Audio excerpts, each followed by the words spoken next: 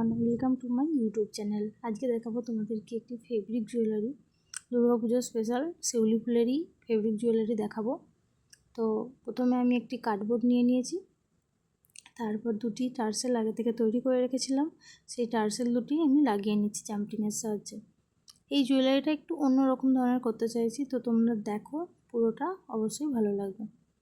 তারপর আমি একটি সুতলি দড়ি দিয়ে কার্ডবোর্ডের উপরে একটি ডিজাইন করে নিয়ে পেঁচিয়ে আঠার সাহায্যে, তো তোমরা ওরকম করে নিয়ে তৈরি করে রাখতে পারো। তারপর তিনটি শিউলি ফুলের যে বেস তৈরি করা অবস্থায় আমি রেখেছিলাম, রং করে নিয়েছি, সেই তিনটেই আমি এইভাবে লাগিয়ে নেব।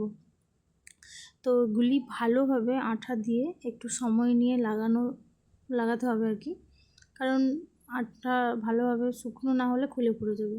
তো নিচের দিকটিতে আমি একটি ইয়ারিংয়ের যে ঝুমকাগুলো হয় না, সেই ঝুমকা ছোটো একটি যেটা কি বেশ আমি এটা নিয়ে লাগাবো আর কি, যাতে একটু দেখতে ভালো লাগে। জাম্পিংয়ের সাহায্যে অ্যাড করে নিচ্ছি। তারপর শিউলি ফুলের বেসটা আবার আমি লাগিয়ে নেব। লাগিয়ে নেওয়ার পর কিছুক্ষণ শুকনো করতে দিয়ে দেবো।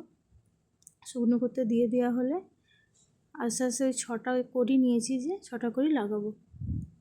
তোমরা চাইলে ফাটা কড়িও নিতে পারো, তো আমার কাছে গোটা কড়ি অ্যাভেলেবেল আছে, তাই আমি গোটা কড়ি নিয়েছি। তো কড়িগুলো দু সাইডে তিনটে তিনটে করে লাগিয়ে নেব। এটাও একটু শুকনো হতে ছেড়ে দেবো। শুকনো হয়ে যাওয়ার কিছুক্ষণ পর আমি টার্সেলটায় যে মেটেরিয়ালসগুলো অ্যাড করব সেগুলো নিয়েছি। তো আমি প্রথমে সুতোর মাধ্যমেই টার্সেলটাতে কটন বল, উডেন বিটস এগুলো ঢোকানোর চেষ্টা করেছিলাম, কিন্তু সুতোটা টার্সেলটা ভালো লাগছে না, তাই আমি প্রথমে টার্সেলটাতে একটু আঠা দিয়ে টার্সেলটা পেঁচিয়ে নিয়েছি। তো ভালোভাবে ওটা জড়ো হয়ে যেতে অটোমেটিক ভালোভাবে ঢুকানো যাচ্ছিলো। তো তোমরা তোমাদের সুবিধা মতো করতে পারো।